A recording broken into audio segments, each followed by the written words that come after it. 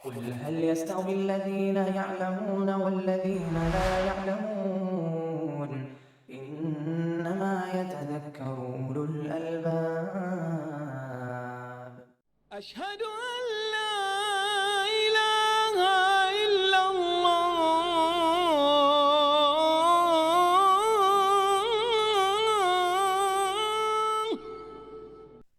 بسم الله الرحمن الرحيم. الحمد لله رب العالمين،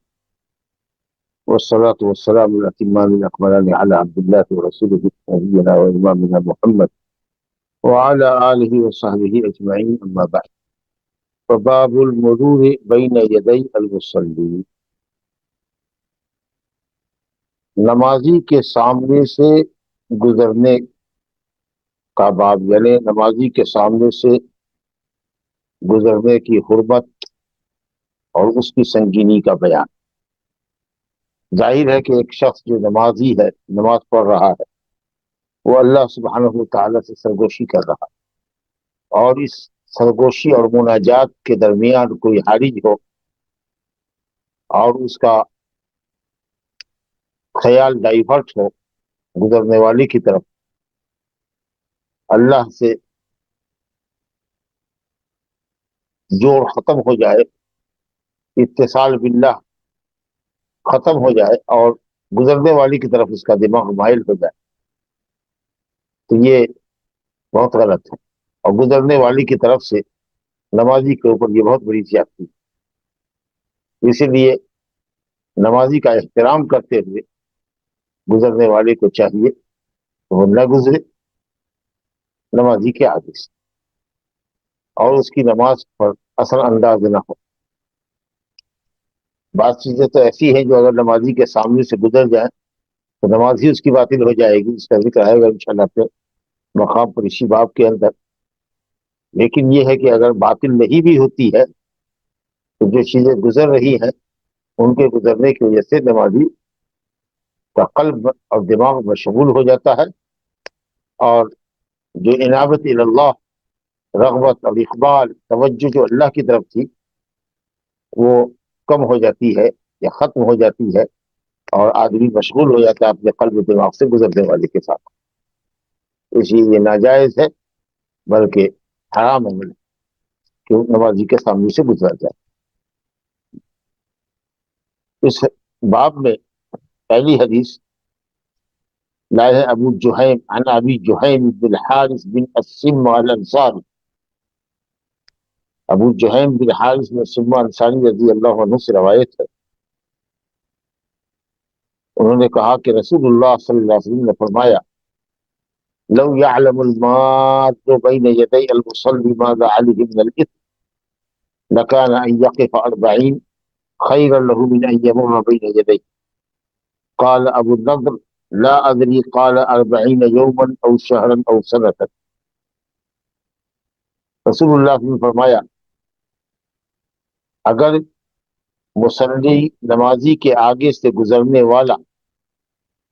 جان لے ماذا علیہ من الاسم، کہ اس پر کیا گناہ، ماذا علیہ ہے اصل، من الاسم یہ کتابت کی لگتا ہے کہ غلطی ہو گئی ہے، ماذا علیہ، حدیث میں یہ ماذا علیہ مراد وہی ہے کہ کیا ہے اس کے اوپر، یعنی گناہ کیا ہے۔ اگر گزرنے والے کو، مصلی کے آگے سے گزرنے والے کو اس بات کا پتہ چل جائے کہ کتنا سنگین گناہ ہے اس کے اوپر، ماذا علیہ اے من الاسم، یہ جو من الاسم ہے یہاں یہ وضاحت کے لیے حدیث سے نہیں ہے، ماذا علیہ اس پر کیا ہے، یعنی گناہ کیا ہے۔ تو گزرنے والا اس گناہ کی سنگینی کو دیکھ کر پسند کرے گا کہ وہ 40 کھڑا رہے، یعنی اگر اس کو اختیار دیا جائے کہ گزرو گے یا 40 کھڑے رہو گے تو وہ کہے گا نہیں 40 کھڑے رہیں گے، گزرنا پسند نہیں کرے گا، اتنا سنگین گناہ۔ اب یہ 40 کیا ہے، کہا کہ یہ وضاحت نہیں ہے حدیث میں۔ ابو نضر کہتے میں نہیں جانتا کہ رسول اللہ صلی اللہ علیہ وسلم نے 40 سال کہا، یا یہ ابو حارث سمہ نے نہیں بیان کیا کہ 40 دن کہا، کہ 40 مہینہ کہا، یا 40 سال کہا۔ البتہ بعض روایت میں آیا ہے بزار میں 40 خریف 40 سال، اللہ نہیں، لیکن یہ مبالغہ کے لیے ہے، کیونکہ 40 سال کب کون کھڑا رہتا ہے، 40 سال تک کون کس کی نماز، کون اپنی اتنی لمبی نماز پڑھتا ہے؟ 40 دن کیا 40 منٹ کی لمبی نماز نہیں ہوتی، الا یہ کہ آدمی تہجد پڑھ رہا ہو مسجد کے اندر اور 1 گھنٹے کا قیام کرتا ہو تو یہ ممکن ہے، یا ممکن ہے کہ صاحب وہ صلاۃ الکسوف ہو، ورنہ عام حالات میں تو 40 منٹ کی بھی رکعت نہیں ہوتی۔ تو 40 دن اور 40 مہینہ اور 40 سال تو بہت دور کی بات ہے، یہاں 40 منٹ لوگ کھڑے ہونے کو تیار نہیں، مشکل سے 1-2 منٹ انتظار کرنا پڑتا ہے، مطلوب ہے تو نماز پڑھ لے گا، یا کسی نے سنت اگر شروع کی ہے، ہم آگے بیٹھے ہوئے تھے تو اس کو چاہیے کہ سترہ رکھ لیتا، لیکن بغیر سترے کے اس نے سنت پڑھی تو 2 منٹ سے 3 منٹ میں دوری کر پڑھ لے گا، اتنا بھی لوگوں کو گوان نہیں ہوتا ہے اور اس کے آگے سے گزر جاتا ہے۔ لو یعلم المار، اگر گزرنے والا جان لے کہ کیا ہے اس کے اوپر گناہ، اب گزرنے والا مرد بھی ہو سکتا ہے، عورت بھی ہو سکتی ہے، آدمی بھی ہو سکتا ہے، جانور بھی ہو سکتا ہے، لیکن ظاہر ہے کہ جانور پر تو گناہ نہیں ہوگا، گزرنے والا مرد اور عورت کسی پر گناہ ہوگا۔ عورت کے گزرنے کے سلسلے میں روایت آگے آئے گی، تو مال مطلق ہے، مذکر گزرے یا مؤنث گزرے، بڑا گزرے یا چھوٹا گزرے، لیکن حکم ہے روایتوں کے اندر کے بالغ مرد اور بالغ عورتیں، لیکن چھوٹا بچہ، نابالغ بچہ، چھوٹی بچی اگر گزرے تو بھی نقص ہوتا ہے نماز کے اندر، اس کو بھی گزرنے سے روک لیتے ہیں۔ بین یدی المصلی، مصلی کے آگے سے گزرنے والا، وہ آگے کا کیا مطلب؟ سترہ جہاں اس نے رکھا ہے تو مصلی اور اس کے سترے کے درمیان سے گزرے، تو یہ تو بالکل واضح بات ہے کہ جو سترہ اس نے رکھا ہے، آپ سترہ اور مصلی کے درمیان سے گزر رہے، اس نے سترہ اس لیے رکھا ہے کہ آپ سترے کے باہر سے جائیں، نہ کہ سترے کے اندر سے جائیں۔ لیکن اگر اس نے سترہ نہیں رکھا، اچھا پھر جو سترہ رکھ رہا ہے اس کو بھی چاہیے کہ سترے سے قریب ہو کے نماز پڑھے۔ ایک حدیث ہے، سنن کی روایت ہے کہ اگر کوئی شخص نماز پڑھتا ہے تو اس کو چاہیے کہ سترہ کی طرف نماز پڑھے، سترہ رکھ کے نماز،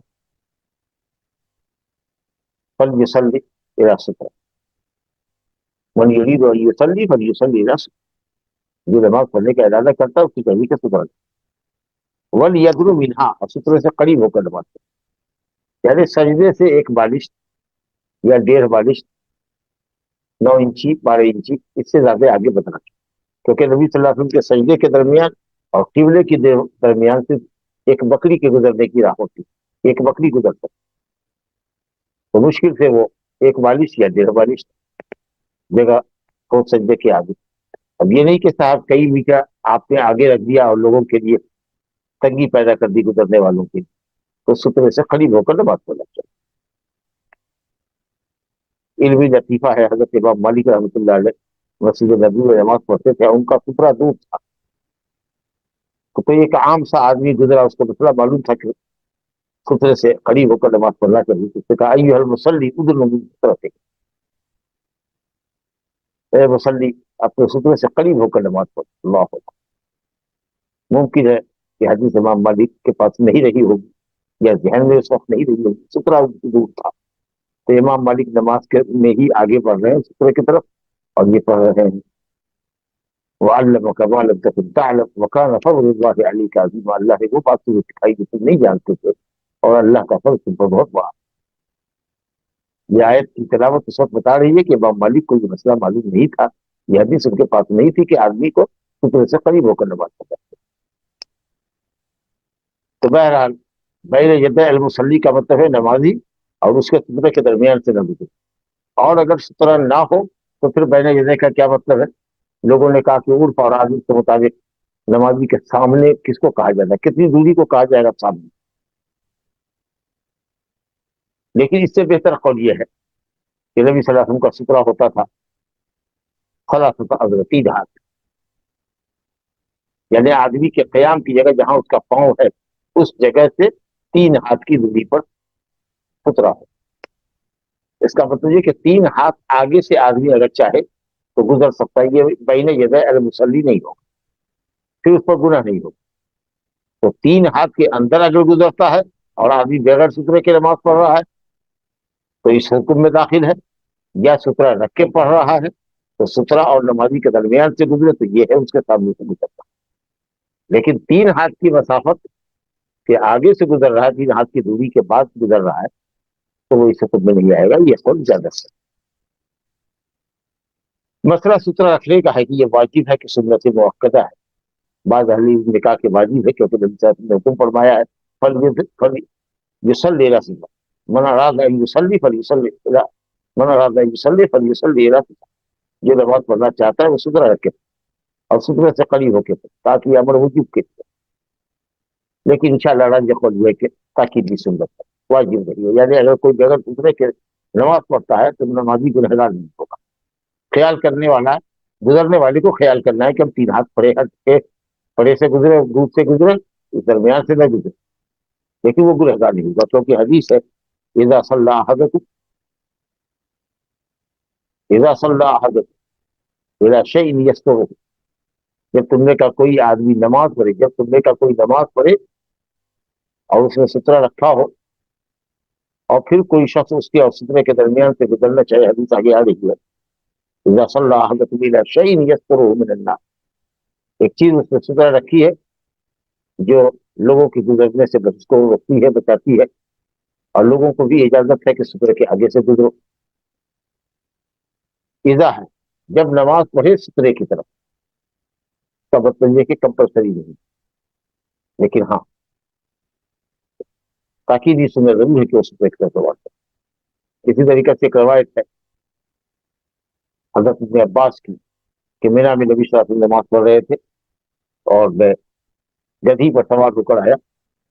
پھر میں نے گدھی کو آگے چھوڑ دیا چڑھنے کے لیے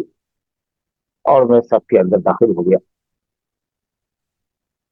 اس حدیث میں ہے کہ نبی صلی اللہ علیہ وسلم کان یصلی بمنن الی غیر جدار، نبی صلی اللہ علیہ وسلم مینا میں نماز پڑھ رہے تھے، کوئی دیوار آپ کے سامنے سترے کی نہ تھی. حالانکہ یہ کہہ سکتے ہیں کہ سترے کا کی دیوار نہیں ہونے کا یہ مطلب نہیں کہ حمزہ لاٹھی، چھوٹی لاٹھی جس کے نیچے پھل ہو، نوکدار لوہے کا، جس کو گاڑ دیا جائے، جس کو انیزہ کہتے ہیں، جس کو حربہ کہتے ہیں، جس کو کازہ کہتے ہیں، ایک ہی چیز ہے، کئی نام ہے، تو وہ بھی نہ رہا ہو. امکان دونوں چیز کا بہرحال. تو اہل علم نے کہا کہ سترہ واجب نہیں ہے، لیکن تاکہ یہ سنت ہے کہ رکھنا چاہیے. لیکن اگر کوئی بغیر سترے کی نماز پڑھتا ہے تو گنہگار نہیں ہو. لیکن گزرنے والے کو خیال کرنا ہے کہ اگر بغیر سترے کی نماز پڑھتا ہے تو ہم 3 ہاتھ کے اندر سے نہ گزرے تاکہ گناہ سے بچے، 3 ہاتھ سے ہٹ کر کے یا اس کے آگے کی دوری سے وہ گزر سکتا ہے انشاءاللہ. اور اگر سترہ ہو تو پھر اس کے اور سترے کے درمیان سے نہ گزرے تو واضح بات ہے. تو یہ حدیث واضح ہو گئی کہ گزرنے والا بین یدی المصلی. ابھی تک ہم سمجھ رہے تھے بین یدی کا کیا مطلب، کہ نمازی اور اس کے سترے کے درمیان، یا نمازی بغیر سترے کے پڑھ رہا ہے تو نمازی اور اس سے کھڑے ہونے کی جگہ جو ہے اس کے پاؤں کے پاس سے 3 ہاتھ چھوڑ کر کے آگے سے گزرنے والا جو گزرتا ہے تو ٹھیک ہے. 3 ہاتھ کے اندر سے گزرتا ہے تو پھر یہ گزرنا ہوگا. روکنے کی وہ کوشش کرے کہ روکے، لیکن اگر نہیں رکتا ہے جاتا ہے تو وہ گزرتا. چلیے دوسری حدیث دیکھتے ہیں. عن ابي سعيد الخدري رضي الله عنه قال سمعت رسول الله صلى الله عليه وسلم يقول اذا صلى احدكم الى شيء يستره من الناس فاراد احد ان يجتاز بين يديه فليدفعه فان ابى فليقاتله فانما هو الشيطان. ابو سعید الخدری سعد بن مالک بن سنان خدری رضی اللہ عنہ، یہ حدیث ہے، کہتے ہیں کہ میں نے رسول اللہ صلی اللہ علیہ وسلم سے فرماتے ہوئے سنا اذا صلی، یہ جو اذا ہے یہی بتا رہا ہے کہ جب نماز پڑھے سترے کی طرف تب روکے. اس کا مطلب یہ ہے کہ اتنا حق نہیں ہے اس کو روکنے کا جب وہ بلا سترے کی نماز پڑھے. تب دیکھے بلا سترہ رکھے ہوئے بھی نماز پڑھ سکتا ہے، نمازی گنہگار انشاءاللہ نہیں ہوگا. تو یہ وجوب کا قول کہ سترہ رکھنا واجب ہے، یہ قول سے ہی لگتا ہے. اللہ اذا صلی احدکم الی شیء یسترہ من الناس، جو لوگوں سے اس کو سترہ کرتا ہے، یعنی لوگوں کے درمیان اور نمازی کے درمیان کوئی چیز رکھی ہوئی ہے جو گزرنے سے مانے نہیں، اگر رکھ دیا تو گزرنے والا گزر سکتا. سترہ شرعی مراد یہ نہیں ہے کہ اتنی بڑی چیز ہے کہ وہ لوگوں کو نمازی کو چھپا دے، وہ نمازی گزرنے والے سے پردے میں آ جائے، بلکہ سترہ شرعیہ ہے کہ اس کے اور گزرنے والے کے درمیان وہ ایک کوئی حاجز ہے، رکاوٹ ہے کہ اب آپ اس کے آگے سے گزر سکتے ہیں، اس کے درمیان سے نہیں گزر سکتے، یہ ہے طریقہ۔ تو جب تم نے کہا کوئی کسی چیز کو رکھ کر جو نظر آ گئی اور اس کی مقدار کیا ہے، حدیث میں آیا ہے مثل مؤخر تگل یا مثل مؤخر تگل، کجاوے کی لکڑی کا پچھلا حصہ جس پر ٹیک لگاتا ہے آدمی اونٹ کے اوپر، اونٹ کے اوپر تو ایک ہاتھ کے قریب ہوتا ہے یا اس سے تھوڑا بڑا،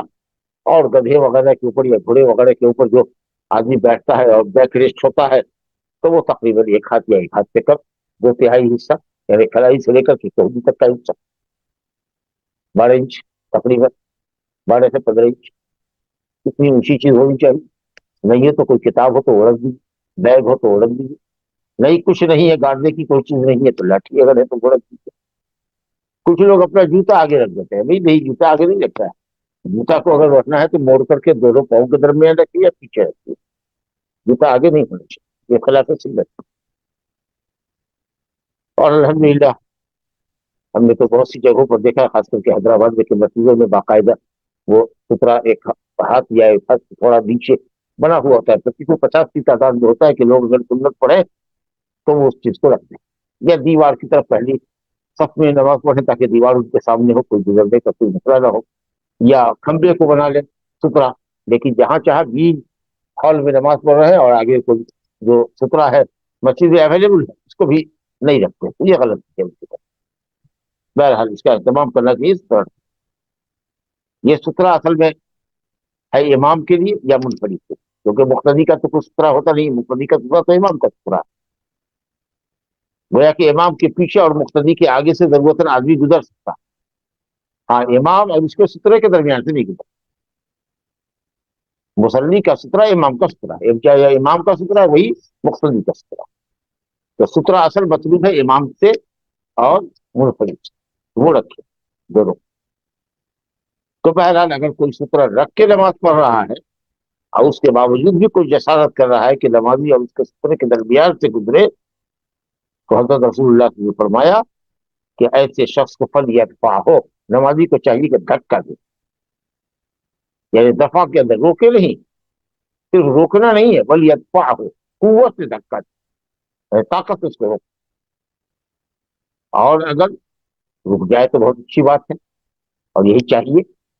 کیوں ہم خلل انداز ہو رہے ہیں۔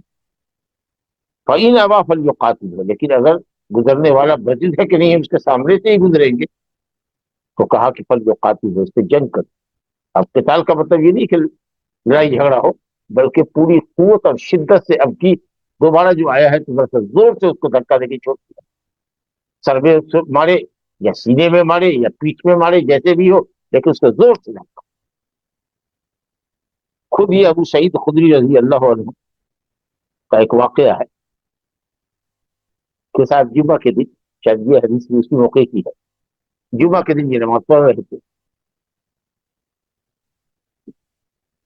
ابو معیط قبیلے کا ایک نوجوان ان کے سامنے سے گزرنا چاہ رہا تھا، اب سترا رکھ کے نماز پڑھ رہے تھے، تو انہوں نے اس کو روکا، قوت سے روکا، پھر وہ نوجوان دوبارہ مزید رہا، زور سے دھکا دیا یہاں تک کہ اس کو چوٹ کا احساس ہوا، وہ وہاں سے نکلا مسجد سے نوجوان اور چلا گیا مروان کے پاس جو مدینہ کا گورنر تھا، اور اس کے پاس جا کر کے ابو سعید خدری رضی اللہ عنہ کے کہہ،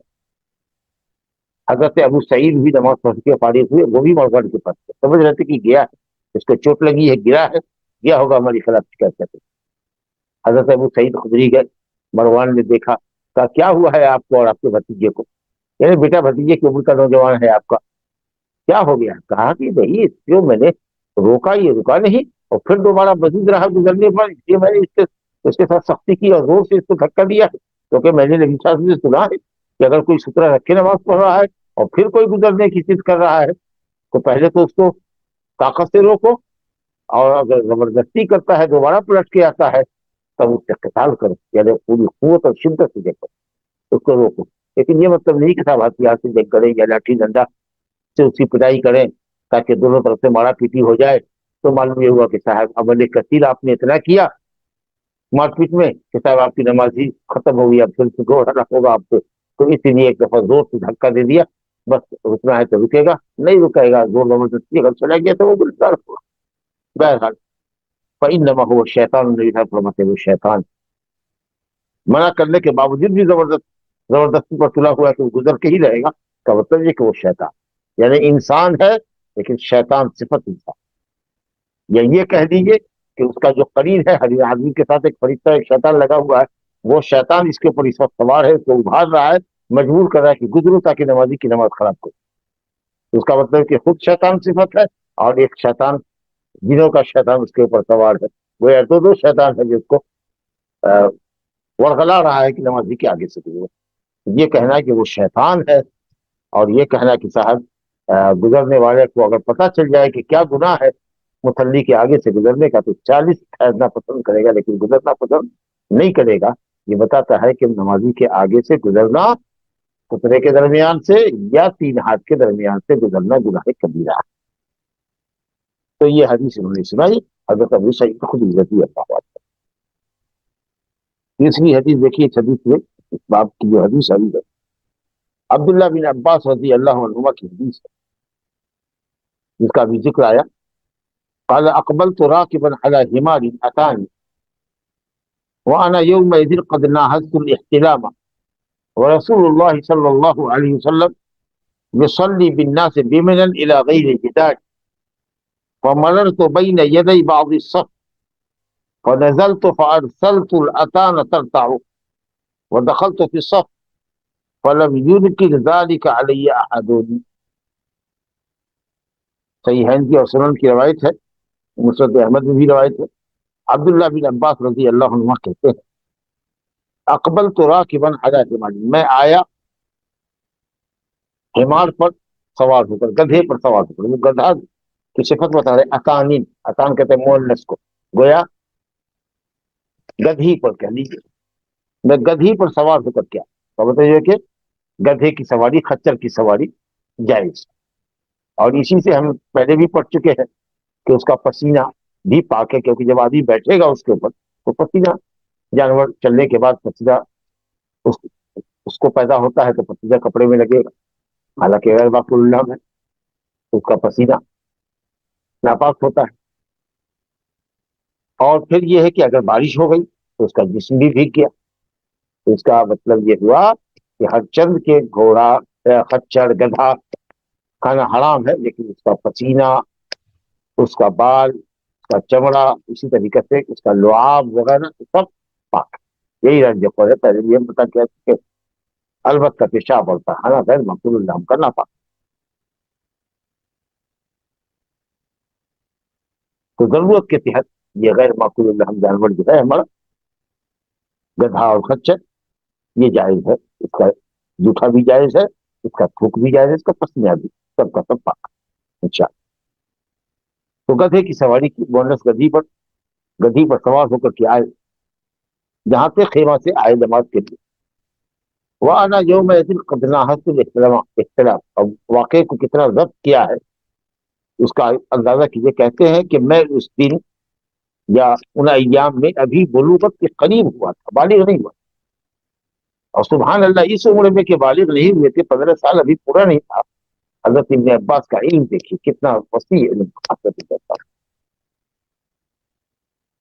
کہتے ہیں کہ میں قریب الاحتلام تھا، ابھی بالغ نہیں ہوا، اور رسول اللہ صلی اللہ علیہ وسلم لوگوں کو مینا میں نماز پڑھا رہے تھے، یہ حجۃ الوداع کا واقعہ۔ الا غیر جدار، آگے دیوار نہیں تھی، یعنی قبلے کی دیوار نہیں، تو اس سے کسی نے یہ کہا کہ بغیر سترے کے بھی نماز پڑھی جا سکتی۔ آج جو لوگ سترے کو واجب کہتے ہیں وہ یہ کہتے ہیں کہ دیوار نہیں تھی، اس کا مطلب یہ کہ اکازہ، حنزہ وغیرہ آپ نے نصب کیا رہا ہوگا، گاڑ رکھا ہوا ہوگا، بہرحال استعمال ہے دونوں چیز کا۔ فمرر تو بین یدی بعض الصف، صف کے بعد صف کے درمیان سے وہ پہلی صف امام کے پیچھے ایسے آئے اور بیچ سے انٹر کیا، اور پھر گدھی کو چھوڑ دیا کہ جائے آگے وہ چڑھنے کی، آگے چل رہی تھی، آگے کتے کے ساتھ بھی کھیل رہی تھی گدھی، اور میں بعض صف سے داخل ہوا اور مجھے ایک کنارے میں جگہ ملی، تو امام کے پیچھے اور اگلی صف کے آگے کچھ حصہ صف کا چھوڑ کر کے میں گھسا تھا، داخل ہوا تھا، اور ایک کنارے سے دوسرے کنارے نکلا، جہاں جگہ ملی وہاں جا کر کے میں نے صف بندی کی، صف میں شامل ہوا اور میں نے نماز مکمل کی۔ حاضرین میں سے کسی نے انکار نہیں کیا اور نبی صلی اللہ علیہ وسلم نے بھی انکار نہیں کیا۔ تو اس کا مطلب یہ ہوا کہ آدمی امام کے پیچھے اور سب کے آگے سے، اگر اس کو احساس ہو کہ پیچھے آگے کہیں جگہ خالی ہے یا پہلی صف میں یا دوسری صف میں کسی کنارے میں جگہ ہے اور پوری مسجد پیک ہے، اگر اس کو یہ احساس ہو تو وہ سب کے درمیان سے چل کے اثناء نماز صفوں کے درمیان سے گزر کر کے خالی جگہ کو پر کرنے کے لیے بیٹھ سکتا۔ کسی نے مجھ پر انکار نہیں، یہ کو مطلب تو جائز کی یہ شکل ہوئی صف میں لگنے کی، اور اس سے یہ معلوم ہوا کہ مقتدیوں کا جو لوگ صف بستا ہے ان کا اپنا کوئی سترہ نہیں ہے، امام کا سترہ ہی ان کا سترہ ہے۔ دوسری بات یہ سمجھ میں آئی کہ گدھے کو ہم نے چھوڑ دیا اور وہ گدھا آگے کھیل رہا ہے۔ آگے کا مطلب کیا ہے؟ ہو سکتا ہے کچھ لوگ یہ دلیل پکڑے کہ گدھا گزرنے سے، نمازی کے آگے گزرنے سے باطل نہیں ہوگی نماز، لیکن کیا ضروری ہے کہ گدھا 3 ہاتھ آگے ہی تھا؟ زیادہ آگے گیا ہوگا کرنے کے لیے، کیونکہ قید تو یہی ہے کہ 3 ہاتھ چھوڑ کر کے کوئی بھی چیز گزرے نماز کی نماز پر اثر نہیں پڑتا ہے۔ کہ اس لیے کسی کا یہ سمجھنا کہ گدھا کے گزرنے سے، اگر 3 ہاتھ اندر سے گدھا گزر جائے تو نماز باطل نہیں ہوگی، اسی طریقے سے کتا گزر جائے نماز باطل نہیں ہوگی۔ جمہور اہل علم یہی کہتے ہیں، مالکیہ، شافعیہ، حنفیہ اور امام محمد بھی اپنی اقوال میں کہتے ہیں کہ نمازی کے آگے سے اگر عورت گزر جائے، کالا کتا گزر جائے، کچھ بھی گزر جائے، گدھا گزر جائے تو نمازی کی نماز باطل نہیں ہوگی۔ امام محمد رحمۃ اللہ علیہ اپنی قول میں کہتے ہیں کہ 3 چیزوں سے نماز باطل ہو جائے گی۔ عورت گزرے، وہی بین یدی المصلی، آدمی کے اور اس کے سترے کے درمیان، یا نمازی کے قدم سے لے کر 3 ہاتھ کی دوری کے بیچ میں اگر عورت گزرتی ہے، گدھا گزرتا ہے، مذکر ہو یا مؤنث، اور اسی طریقے سے کالا کتا گزرتا ہے تو نماز باطل ہے، پھر سے نماز شروع کرنی پڑے گی۔ امام کو اپنی نماز توڑنی پڑے گی، یا منفرد پڑھ رہا تھا تو اس کو اپنی نماز توڑنی پڑے گی، پھر سے شروع کرنا پڑے گا۔ اس سلسلے میں حضرت ابو ذر غفاری رضی اللہ عنہ کے حدیث مسلم میں یقطع صلاة المرء اذا لم يكن بين يديه قدر منصف ذهل المرأة والحمار والكلب الاسود۔ پوچھا گیا ما بال الكلب الاسود، یعنی من الابيض والاحمر والاصفر، قال الكلب الاسود شيطان۔ کہا آدمی کی نماز کو قطع کر دیتا ہے، یعنی باطل کر دیتا ہے، جب اس کے سامنے سترا نہ ہو اور 3 ہاتھ کے درمیان سے گزرے۔ کون؟ عورت۔ عورت کے گزرنے سے نماز باطل ہو جائے گی، گدھے کے گزرنے سے نماز باطل ہو جائے گی، اور کالے کتے کے گزرنے سے پڑ، بالکل واضح روایت۔ اب یہ جو جمہور علماء کہتے ہیں کہ کسی چیز کے گزرنے سے نماز نہیں ہوگی، یہ کہتے ہیں کہ قطع یقطع کا معنی یہاں پر نقص ینقص ہے، نمازی کے اجر و ثواب میں کمی واقع، جبکہ روایت یہ ہے کہ نماز باطل ہے، نماز منقطع ہو جائے گی، ختم ہو جائے گی۔ اور ایک دوسری حدیث پیش کرتے ہیں، حضرت اما عائشہ رضی اللہ عنہ کو جب یہ حدیث معلوم ہوئی تو انہوں نے برہمی کا اظہار کیا اور کہا کہ بئس ما عدلتمونا بالکلاب والحمار، یا بالحمار یا بالحمر والکلاب، تم لوگوں نے بہت برا سلوک ہم عورتوں کے ساتھ یہ کیا ہے کہ ہم کو گدھے اور کتے کے مساوی قرار دے دیا، یا مشابہت کر دیا، گدھے اور کتے سے ہماری تشبیہ دے دی۔ گویا وہ یہ کہنا چاہتی ہے کہ گدھا کتا گزرے تو ٹھیک ہے، لیکن عورت کے گزرنے سے گمان، اور وہ دلیل یہ دے رہی ہے کہ میں نبی صلی اللہ علیہ وسلم کے سامنے لیٹی ہوتی تھی جیسے جنازہ پڑا ہوتا ہے، یا یہ ہے کہ قبلہ کی طرف سر تھا اور نبی صلی اللہ علیہ وسلم جہاں سجدہ کر رہے تھے وہاں ان کا پاؤں آ جا رہا، تو یہ ہوئی تھی، اور گھر میں چراغ نہیں تھے، روایت آگے آئی سب کے گھر میں چراغ نہیں تھا۔ کس قدر کسب و پرستی کا عالم تھا، غربت کا، افلاس کا عالم تھا، آپ اندازہ کی۔ آج ہم لوگوں کے سامنے کیا ہوتا ہے، اگر بتی گل ہو جائے، الیکٹرک ختم ہو جائے، کٹ جائے، تو گھنٹوں تو چھوڑیے، دنوں کا معاملہ تو چھوڑیے، 10 منٹ بھی ہم برداشت نہیں کرتے، اور یہاں رات بھر گھر میں اندھیرا۔ تو اس لیے ان کو، حضرت عائشہ کو اندازہ ہی نہیں ہوتا تھا کہ آپ ادھر نماز پڑھ رہے ہیں، اور قیام لمبا تہجد میں کرتے تھے، تو اس لیے الٹ پلٹ کر کے پاؤں آ جاتا تھا قبلے کی طرف۔ اور جب نبی صلی اللہ علیہ وسلم سجدہ میں جاتے، آگے روایت آ رہی ہے، تو غمزہ نہیں، تو آپ ہاتھ سے جب کھچر مارتے ठोकर मारते, तब वो पाँव को समेट लेती, आप सजदा करते, फिर जब आप क़याम में जाते, एक आध घंटे का लंबा क़याम होता, तो फिर उलट पुलट करते हो जाती, या फिर पाँव को मुसल्ला पर डाल देती, या उनका पाँव मुसल्ले पर आ जाता। बहरहाल तो बेतकल्लुफी थी, यानी बेतकल्लुफी का मतलब है कि वो भी पाँव डाल देती थी और आप भी खोते लगा देते थे, वो समेट लेती थी। और उज्र बयान कर रही है कि घरों में चिराग नहीं थे, घर में हमारी चिराग, ताकि मैं देखती और फिर सोने की हैत और कैफियत को बदल देती, अपना पोस्टर चेंज कर लेती, तो वो कैफियत भी नहीं थी। बहर कहती है कि जब मुझको जरूरत पड़ती थी निकलने की, तो मैं अपने पाँव को समेट लेती आपके सजदगाह से, जो पाँव मैं आपके किबले की तरफ पसार देती थी। अरे आप ये समझिए ना कि आगे ऐसे सोई हुई है या ऐसे सोई हुई है, और हम यहाँ सजदा कर रहे हैं, और मेरे किबले में बीवी का पाँव आ गया। तो फिर वो कहती है कि जब मुझको जरूरत होती बाहर जाने की, जैसे कदा हाजत वगैरह के लिए जरूरत खड़ी होती, तो मैं अपने पाँव को उनके सजदेगाह से समेट लेती, और अंसल इंसलाल, और मैं चुपके से खिसक जाती हूँ, आहिस्ते से खिसक जाती है, यानी एक साइड होके हल्का सा निकल जाता है। ये उन्होंने दलील दी। हालांकि हम समझ रहे हैं कि साहब ये उनका इज्तिहाद है, ये सही है, और सरीह रिवायत के मुकाबले में जो अबू दर गिफारी ने फरमाई है कि फरमाया आदमी की नमाज को औरत और गधा और कुत्ता का गुजरना बातिल कर देता है, इस हदीस के मुकाबले में वो कयास कर रही है, एक हदीस पेश करके कि मैं ऐसे करती थी और ऐसे करती, तो पाँव का समेट लेना और पाँव का फैला देना ये गुजरना नहीं, और खिसक जाना एक साइड से हल्का सा पाँव समेटा और सरक गई, जिसको इंसिलाल कहते हैं, वो जायज कि आदमी जरा सा करवट हो, थोड़ा सा टेढ़ा हो और निकल जाए नमाजी के आगे। मरूर कहते हैं बाकायदा गुजर। फिर ये है कि साहब जीवी का गुजरना और अजनबिया का गुजरना, दोनों में फर्क है। सोने वाला आदमी या इंसिलाल करने वाला आदमी, पाँव समेट के गुजर जाने वाले, खिसक जाने वाले आदमी के अंदर हरकत नहीं होती है, लेकिन गुजरने वाली औरत अगर हो, और खास के जब अजनबिया हो, तो आदमी की तवज्जो वो अपनी तरफ खींचने में कामयाब हो जाएगी, और आदमी की जो इनाबत और तवज्जो और जो मुनाजात अल्लाह से जारी थी, उसमें रुकावट पड़ जाएगी। तो इसलिए तमाम तर अदब व एहतराम के बावजूद भी हजरत आयशा रज़ी अल्लाह अन्हा ने जो हदीस के मुकाबले में अपने अमल से इस्तिदलाल पकड़ा है कि औरत की गुजरने से नमाज बातिल नहीं होगी, ये सही नहीं। और कुछ लोगों ने इसको बहाना बनाया कि इस्लाम में देखिए औरतों को गधे और कुत्ते से तशबीह दी जा रही है, और दसियों बीसियों नसूस को आपने छोड़ दिया जिनके अंदर औरतों की इज्जत और तकरीम इस्लाम ने की है। दुनिया की किसी मजहब ने तकरीम नहीं की औरतों की, ये इस्लाम ने की। अरे तशबीह किसी की किसी चीज में किसी से भी हो सकती है। आदमी का वजूद है, पत्थर का भी वजूद है, तो हम कहें कि वजूद के एतबार से आदमी पत्थर है।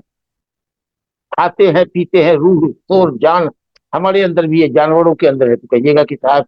वो भी जानवर है, जानदार है, हम भी जानदार हैं, कुत्ता भी जानदार है, हम भी जानदार है, तो क्या हम कुत्ते हो गए? अरे नहीं भाई, कोई भी नहीं है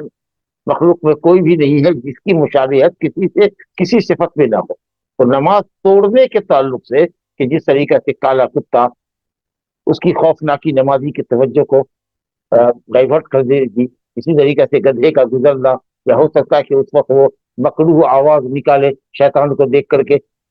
और शैतान उस पर सवार हो जाए, उसको खास कर जब नमाजी के सामने से गधे को गुजरना हो या गुजारना हो शैतान को, तो उसको वो परेशान करेगा, इरिटेट करेगा, ताकि वो आवाज लगाए, तो जाहिर है कि उसकी तवज्जो हटेगी नमाज से। इसी तरीके से औरत का गुजरना ये भी बाइस इंसराफ है कि नमाजी की तवज्जो नमाज से हट जाएगी। इस एतबार से मुशाबियत दी गई है। नऊजुबिल्लाह, ये नहीं कहा गया कि औरतें कुत्ता है, लेकिन जिस तरीके से कुत्ते और औरतों के गुजरने से नमाज बातिल होती है और नमाजी का जहन मशगूल होता है और उसका कल्ब नमाज से फिर सकता है, उसी तरीके से औरत के गुजरने से भी ये कैफियत बन सकती है। ये है वजह मुशाबिहत। ये नहीं कि कहा गया कि आप औरतें कुत्ता है, गधा है, नहीं। तो इसीलिए मोतरीज का ये एतराज करना ये बिल्कुल गलत। बहरहाल तो ये जो हदीस है, इस हदीस के मुताबिक मुहद्दिसीन में इब्न हज़्म है और दूसरे उलमा है, और देखिए हनाबला उलमा के अंदर भी माशाल्लाह वो लोग जो दलीलों की पैरवी करते हैं, मसलक की पैरवी नहीं करते, سماعت الشیخ بن باز ہے، علامہ ابن تیمیہ ہے، امام ابن القیم ہے، اس کے کہتے ہیں ابن عثیمین ہے، اور دوسرے جو علماء ہیں رحمہ اللہ، یہ سب اس بات کے قائل ہے کہ صاحب یہ کتا اور گدھا اور عورت اگر نمازی کے سامنے سے گزرتے ہیں سترے کے درمیان سے، یا آپ بغیر سترے کے پڑھ رہا ہو تو 3 ہاتھ کے درمیان سے اگر گزرتے ہیں تو نماز باطل ہو جائے گی۔ امام کی منفرد کیا، جب امام کی باطل ہوگی تو سارے منفردیوں کی باطل ہوگی، پھر کو نماز پڑھنا پڑے گی۔ چلیے صاحب، تو جو جمہور کہتے ہیں کہ قطع کا معنی نقص ہے، یہ تو صحیح نہیں ہے، اور حضرت عائشہ کی کیا جو حدیث میں نے پیش کی یا ان کا جو استدلال پیش کیا وہ صحیح نہیں ہے، اور اس سے استدلال جائز نہیں۔ تو تب رہا یہ کہ صاحب اگر مرد گزرتا ہے تو گنہگار تو ہے اور ہم اس کو روکیں گے، لیکن اگر وہ گزرتا ہے تو نماز باطل نہیں۔ جی، اگر کتا گزرتا ہے لیکن کالا کتا نہیں ہے، سفید ہے، پیلا ہے، تو نماز باطل نہیں ہوگی۔ پوچھا بھی گیا کہ کیا بات ہے کہ کالا ہی کتا؟ کہا کہ الکلب الاسود شیطان، کلب اسود شیطان۔ اس کا مطلب ہے کہ جانوروں میں بھی بعض جانور شیطان ہوتے ہیں، شیطان سے خط ہوتے ہیں۔ وہ کالا کتا خطرناک ہوتا ہے، شیطان ہوتا ہے۔ اونٹ کو بھی اسی طریقے سے کہا گیا کہ اونٹ کے بتھان میں آدمی نماز نہ پڑھے، کیونکہ اونٹ شیطان سے پیدا کیا گیا، یعنی شیطانیت ہے اس کے اندر، بے قراری رہتی ہے اس کی۔ نمازی کے آگے اگر گھومے گا پھرے گا، ہو سکتا ہے کہ کبھی لات مار دے، کبھی ہو سکتا ہے کہ اپنی لمبی گردن نمازی کی طرف بڑھائے تو نمازی خوفزدہ ہو جائے، تو سرکشی میں شیطان سے تشبیہ دی گئی۔ تو جانوروں میں بھی شیطان ہوتے ہیں، کلب الاسود شیطان، اسی طریقے سے انسانوں میں بھی شیطان صفت ہوتے ہیں، اور یہ شیطان تو شیطان ہوتا ہی ہے جو جنوں میں ہوتا ہے، جو لوگوں کو گمراہ کرتا ہے، بددین ہوتا ہے۔ تو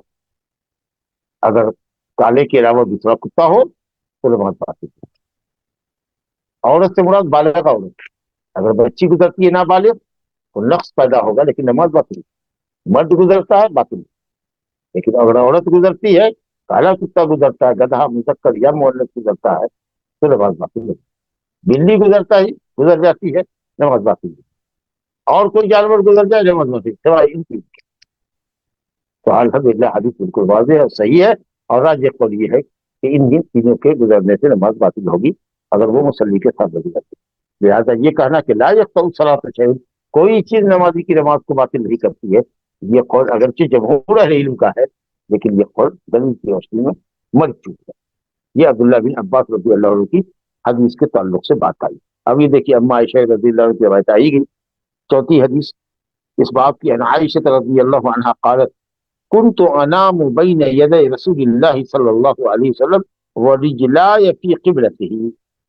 كنت انام، میں سویا کرتی تھی،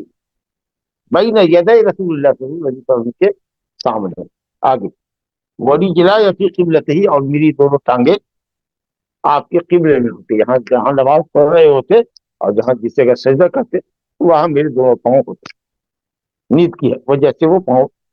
ان کا آ جاتا تھا۔ فَإِذَا سَجَدَ، جب آپ سجدے میں جاتے، غمزنی، تو مجھ کو کھچل لگا۔ کا مطلب ہے کہ نماز میں اگر ضرورتاً مصلحتاً اصلاح نماز کے لیے کہ جگہ فری ہو تاکہ آدمی سجدہ کرے، پاؤں ہے کسی کا، اگر اس کو دھکا دیتا ہے، عورت کے جسم کو مس کرتا ہے تو اس سے وضو نہیں چکے گا، نماز میں کوئی فرق نہیں پڑتا۔ فَإِذَا سَجَدَ غمزنی، جب سجدہ کرتے تو مجھے کھچل لگا، فَقَبَضْتُ رِجْلَيَّ، جب کھچل لگاتے تو میں اپنے پاؤں کو سمیٹ لیتا اور آپ سجدہ کر لیتے۔ سجدہ کرنے کے بعد جب آپ سمیٹ لے گا، پھر 2 منٹ 4 منٹ 5 منٹ 10 منٹ کے بعد سمیٹے سمیٹے پھر پاؤں کو پھیلا، اور نبی صلی اللہ علیہ وسلم لمبا قیام کرتے تھے، تو جب قیام میں ہوتے تو پھر یہ چیزیں اپنے پاؤں کو پھیلا دیتے۔ کہتی ہے والبیوت، اور عذر پیش کر رہی کہ ایسا یہ کیوں ہوتا تھا، کیونکہ والبیوت یومئذ لیست فیہا، گھروں میں ان دنوں چراغ نہیں جلا کرتے، گھر اندھیرا ہی ہوتا۔ گویا کہ اگر گھر میں روشنی ہوتی تو ہم سمجھ جاتے کہ نبی صلی اللہ علیہ وسلم کے سلسلے میں نماز پڑھ رہے ہیں، اور میں اپنے سونے کی حیت اور کیفیت کو تبدیل کر لیتی اور اس طرح کی نوبت نہیں آتی۔ تو بہرحال اسی حدیث سے یہ دلیل پکڑنا ان کا کہ تم لوگ کیسے ہماری مشابہت گدھے اور کتے سے کرتے ہو کہ ان کے گزرنے سے نماز باطل ہوگی تو عورت کے بھی گزرنے سے، ارے میں تو اپنے پاؤں کو پسارتی تھی ان کے سجدے گاہ پر، اپنے پاؤں کو سمیٹ لیتی تھی اور سمیٹ کر کے کھس جاتی تھی۔ تو یہ جو کیفیت اما عائشہ نے کرتی تھی، یہ اور وہ جو کیفیت حدیث میں گزرنے کی ہے، مرور میں اور پاؤں کو پھیلانے سمیٹنے اور انسلال میں کھسک جانے میں سرک جانے میں ایک طرف مائل ہو کر کی جگہ وہاں چھوڑ دینے میں فرق ہے. اس لیے اس حدیث سے عائشہ رضی اللہ عنہا کا ان لوگوں پہ رد کرنا جس میں یہ ہے کہ عورت کے گزرنے سے گدھا اور کالے کتے کے گزرنے سے نماز باطل ہو جائے گی، اس پر ناراض ہونا اور اس حدیث کو پیش کرنا جیسا کہ میں نے عرض کیا کہ یہ قیاس ہے جو صحیح اور صریح روایت کے مقابلے میں پیش کیا گیا ہے. اور اس لیے انشاءاللہ تعالیٰ اس مسئلے میں راجح قول یہی ہے کہ اگر سترے کے درمیان سے یا 3 ہاتھ کے درمیان سے عورت اور گدھا کتا گزرتا ہے کالا کتا تو انشاءاللہ وہ صحیح قول یہ ہے کہ نماز باطل ہو جائے گی اور پھر سے نماز کو پلٹا رہا ہے. هذا وباللہ التوفیق وصلی اللہ وسلم وبارک علی نبینا محمد وعلی آلہ وصحبہ اجمعین. ہم یہی رکتے ہیں انشاءاللہ تعالیٰ. اگلا باب جو جامع باب ہے کہ کسی خاص مسئلے پر کوئی گفتگو نہیں ہے، متعدد مسائل آئیں گے اس پہ، کئی باب سے متعلق مسائل، کئی مسائل سے متعلق حدیث سے آئیں گی، کسی خاص مسئلے سے متعلق گفتگو نہیں ہوگی. انشاءاللہ اس کو ہم مستقل اس بحث میں دیں گے. وباللہ التوفیق. جزاک اللہ خیر شیخ. جی پہلا سوال ہے شیخ، ہم نے سنا تھا کہ حائضہ عورت کے گزرنے سے نماز قضا ہوتی ہے، کیا یہ بات صحیح ہے؟ نہیں، حائضہ کی ہے حدیث میں، لیکن حائضہ سے بعد حائضہ نہیں بالغ، کیونکہ حیض بلوغت کی علامت ہے. اس لیے میں نے کہا تھا کہ بالغ عورت کے گزرنے سے ہوگا، بچی اگر گزرتی ہے تو نماز باطل نہیں ہوگی، نماز میں نقص ہوگا. امراۃ الحائض کا مطلب بالغ، اذا بلغت المحیض،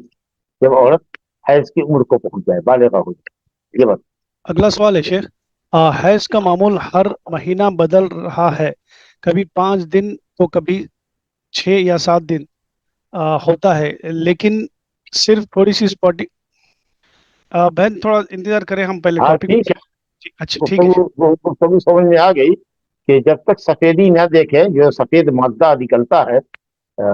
خون کے انقطاع کے بعد، جب ماہواری ختم ہو جاتی ہے تو سفید مادہ آتا ہے جو علامت ہوتی ہے پاک. جب تک یہ مادہ سفید نہ دیکھے عورت، اس وقت تک کے لیے اسپاٹ جو آتا ہے زرد رنگ کا ہو یا گوشت وغیرہ کو دھونے کے بعد جو پانی کا ہلکا اثر ہوتا ہے، لالی جس کو ہوتی ہے، ایک دم گاڑھا خون تو نہیں ہوتا لیکن ہلکی ڈالی ہوتی ہے، گوشت کا دھون جو ہوتا ہے، جس پانی میں گوشت کو دھوتے ہیں تو پانی لال ہوتا ہے، یا زردی مائل ہو یا مٹیالے رنگ کا ہو، تو اس طرح کا اگر خون آتا ہے یا دھبے آتے ہیں سفید، جس کو القصۃ البیضاء کہا گیا ہے، سفید مادہ، اگر اس سے پہلے یہ سب چیزیں آتی ہے تو وہ سب حیض کی بنا. ہو سکتا ہے کہ مدت بڑھ گئی ہو، وقت بڑھتا گھٹتا رہتا، لیکن اگر سفیدی دیکھنے کے بعد، پاکی دیکھنے کے بعد اگر یہ آتا ہے غسل کرنے کے بعد، تو پھر وہ حیض میں شامل نہیں ہے. كنا لا نعد الصفرة والقطرة بعد شيئا. ہم عائشہ رضی اللہ عنہ سے حدیث ہے کہ ہم لوگ اس طرح کے خون کو جو زردی مائل ہوتا یا سرخی مائل ہوتا، اس خون کو پاکی دیکھنے کے بعد حیض شمار نہیں کرتی. گویا کہ پاکی سے پہلے اگر اس طرح کے اسپاٹس آتے ہیں تو وہ خون حیض کا ہی کہتا ہے. جی اگلا سوال ہے شیخ، حرم شریف میں بھی سیم رول ہوگا کیا؟ الحمدللہ، بہت اچھا سوال ہے. حرم غیر حرم کی تمیز حدیث میں نہیں آئی. جو حدیث سے آئی ہے کہ حرم اس میں داخل نہیں ہے، وہ حدیث سب کی سب ضعیف ہے. اور ظاہر ہے کہ نبی صلی اللہ علیہ وسلم یہ حدیث مکہ اور مدینہ ہی میں آپ نے فرمائی، تو اس کے کسی بھی حدیث میں فرق نہیں ہے کہ مکہ اور مدینہ کی مسجد میں معاملہ الگ ہے،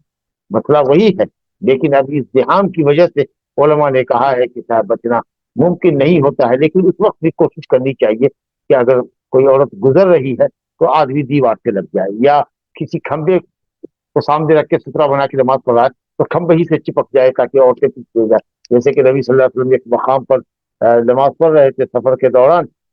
تو دیوار تھی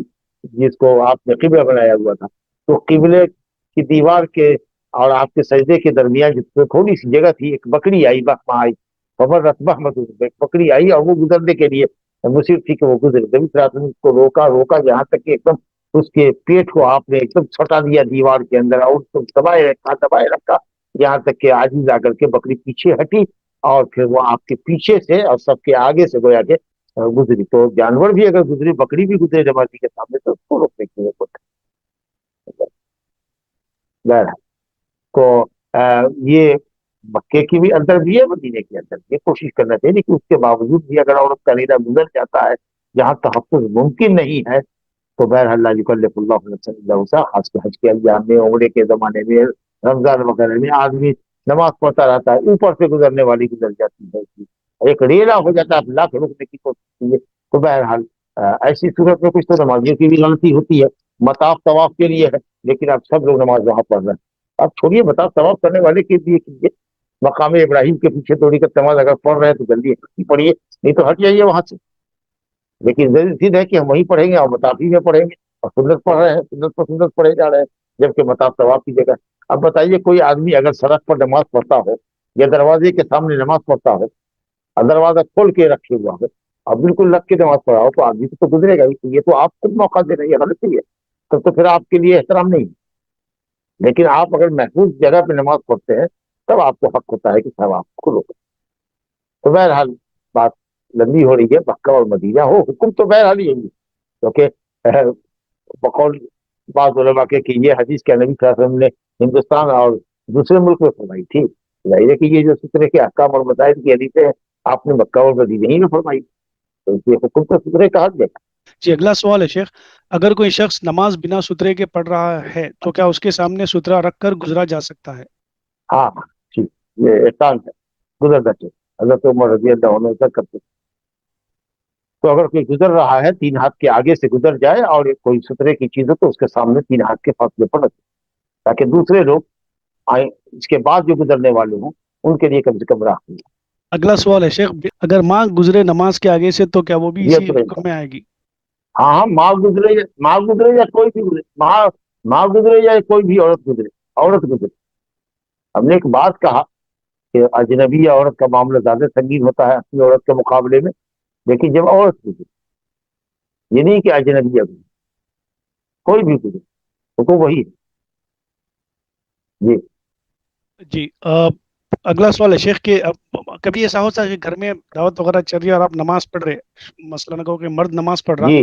تو غیر محرم ہے، مطلب کزن بہن بھائی کچھ بہن ہے، سامنے سے اگر گزرے بغیر دیکھے تو ان کو روکنے کا کیسا مرحلہ رہے شیخ؟ ہاتھ لگنے کا امکان رہ بہرحال سکتا ہے؟ اگر گزر رہی ہے تو ہاتھی سے روکیں گے اس کو، اگر نہیں رکتی ہے زور زبردستی گھسنا چاہتی ہے تو بہرحال آگے بڑھ جائیے آپ تاکہ پیچھے سے گزر جائے، نہیں ہو تو ذرا سا ہاتھ ایسے بڑھائیے دھکا دینے کے اندازے سے، مجبوری ہو تو سر کے اوپر دھکا دے دیجیے، ورنہ آپ آگے بڑھ جائیے، دیوار سے لگ جائیے، خود ایسی جگہ پہ نماز پڑھیے کہ ذات وہاں سے گزرے نہیں، اگر گزرنے پر مزید ہے تو آپ آگے بڑھ جائیے، پیچھے سے جگہ دے دیجیے، تحفظ کیجیے، اور گھر والوں کو بتائیے جی کہ مصلی کے آگے سے نہیں گزرنا ہے، گھر میں عورت پڑھ رہی ہے نماز تو بھی کسی مرد کو یا کسی عورت کو نہیں گزرنا چاہیے، گھر میں جو مصلی ہے کسی کا کوئی ایک روم خالی ہوتا ہے یا بیڈ روم میں لوگ پڑھتے ہیں تو ان کو بتائے، لوگ معلوم ہونی چاہیے، جو لوگ سن رہے ہیں وہ جو سننے والے نہیں ہیں ان کو بتائیے اپنے گھروں کے اندر تاکہ مسئلہ پھیلے، ایک دوسرے کو شیئر کیجیے معلومات، جب علم آئے گا تو انشاءاللہ گھر کے لوگ بھی اس کا لحاظ کریں گے، اہتمام کریں گے۔ لا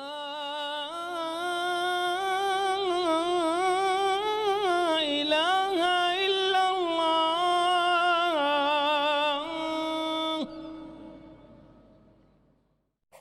قل هل يستوي الذين يعلمون والذين